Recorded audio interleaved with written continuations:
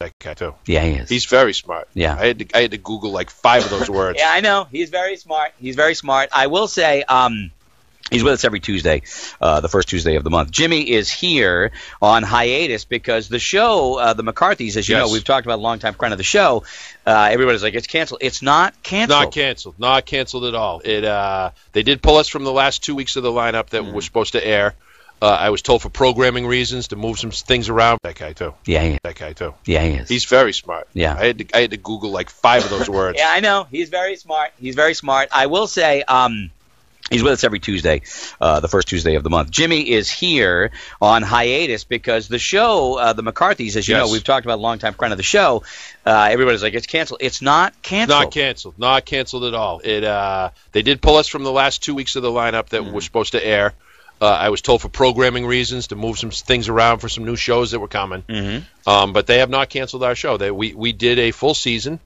And we will find out in May if we get an opportunity to do a second season. How hard is that when you're working and you're doing the show? Because you're in there and you're taping the show. You've been out in L.A., you've been living there, and, you know, you love the people you work with. I can tell. Yeah. You really love them. It's a blast. And it's kind of a dream come true, and you're doing this thing, and yet it seems like day to day you're kind of looking over your shoulder. That has to be difficult. The nature of the business. You know, when I got out there, I was like, I'm not going to be that guy that runs to the computer as soon as I wake up on Friday to see how the ratings were, and I'm just going to do the best I can on the show and let the chips fall. But you find yourself running to the computer and going, how'd we do last night? Right. 7 million people. That's good, right? No, it's not. Really, 7 million is not great. When is 7 million a 7 small million number? Anything not good? I know. Right? There's a 50 billion ways for you to watch television. I love when 7 million isn't enough. But if you took 7 million, if Greg put out an album and sold 7 million, that would be great. If 7 million people gave you $1, you'd be like, it's crazy. 7 million people a week, and that was after 3 or 4 weeks. We're getting 7 million loyal fans every week. Yeah. And some of these shows on other networks that have been on for 7 years don't get half that number. If you met a girl, it's because it's CBS and it's the it's the big three. It's the big deal, man. It's the Tiffany network. Put it if you met a girl who slept with 7 million guys. That's a busy girl. I didn't think it looked like that. And that's a great point. Excellent point, Scott. I love how 7 million is not enough viewers, but that's a big number. If you're laying in bed with a woman after and she says to you, I've been with 7 million guys, you're going to look at her different. Yeah, it's true. And the landscape is changing so quickly as the way people consume media. They don't just watch television, they consume it. Like, I'll be honest with you, much of the television I watch now is on DVR on your schedule, on demand, on my schedule, a la carte.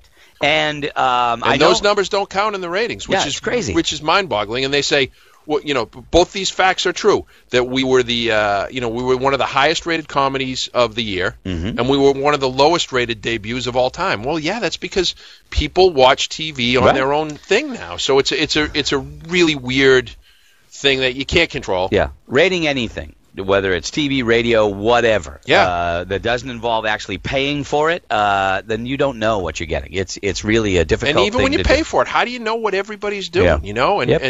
And so some people can watch a show and fall asleep, and the next 4 shows get monster ratings. Yeah. So you can hang out for a little bit? I'm here. All right, because I got some questions about L.A. life. I got questions that we're going to talk sports. We're going to talk L.A. life and all that stuff with Jimmy Dunn. Also coming up, Facebook Theater, ladies and gentlemen, an actual Facebook fight come to life right here on the show with a round of Why'd You Post That? That's coming up right around the corner. Stick around. We'll be right back. Last summer, you ever been on one of those? 3 hours we go out. We didn't see any whales, and they wouldn't give us our money back. So I vowed that I would tell everybody that I meet. So this summer, if any of you folks happen to go up to Lake Winnipesaukee, stay away from the whale watch. There it is.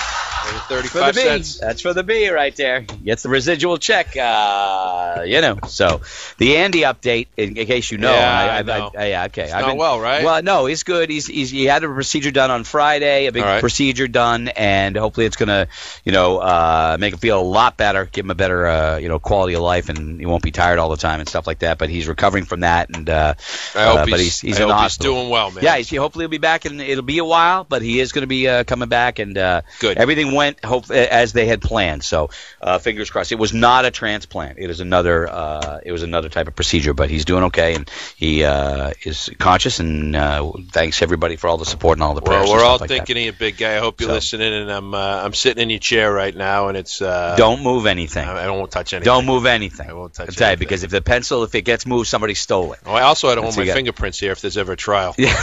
That is also another good reason. There will be. Jimmy Dunn with us, of course, part of CBS's The McCarthys. Also you're doing some stand-up. You got some gigs a bunch now. of gigs Your coming national profile got raised. Yes, it did. It's Yeah, great. very I'm going nice. to Seattle in a couple of weeks to work a club I've been trying to get in up there for years, and I'm excited, man. It's great. People who love the show. I did a gig in Pennsylvania, comedy club up there, and there were all kinds of people who loved the show that came out to the club. And what about around here? I got the let's see. Around here, I have the Larkham Theater in Beverly on March 27th, and then we have the Big Roast on March 28th at Portsmouth. I know. At the Music Hall. I know. And I believe you're emceeing that. I'm going to host the night. That's going to be a blast. I'm going to torch you. I'm absolutely going to flame you. It's fun. Can't wait. And we got Tony V and Don Gavin and Kelly McFarland and PJ Thibodeau all going to light me up.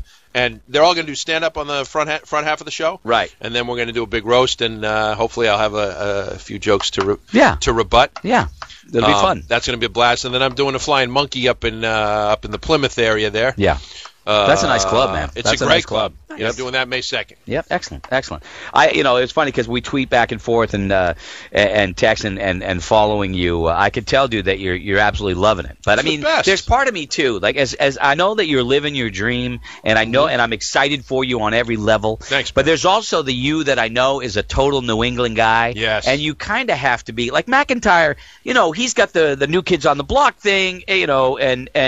And he's been all over the world. Not that you haven't, but it gives you a little bit more of a perspective. You're a New England guy, fish out of water. Yep. In L.A. Yep. And I could see you, you'd be like, look at this guy. All day long. All day long, right? All day long. Look at this guy. Hey, buddy, put the phone down and maybe go through the light now that it's green. Yeah, all day long. What's the biggest adjustment? Like Bergeron always says, he goes, dude, and he says, I literally live just miles from the Dancing with the Stars studio, and it takes me 2 hours. Yeah, people who joke about the traffic around here it's insane. It's total gridlock. How do you not lose it? I've decided not to go anywhere. Yeah. I live down in Culver City, right next to the studio. Yeah. And I got a teeny little place right next to the studio, so I can walk to work. Right. So I can walk over to the Sony lot. I can also. It's 3 miles to the beach. I can walk down there. How are the waves? I can Uber. The waves have been great. Yeah. I've been surfing in Malibu, a blast. Mm-hmm. Having a ball. Yeah. But you don't drive. One of my friends will call and I'll look at it and go, oh, that's 6 miles. And he's like, yeah, don't come up at 4 o'clock, man. Yeah. You can't. You just can't drive. So. Besides the weather, of course, what's the biggest change? You go, all right, I forgot I'm back in dealing with people. Back here? Yeah. Well, everyone's complaining about the snow and the cold, and I don't like that. But the real adjustment is the tacos in New England are horrible.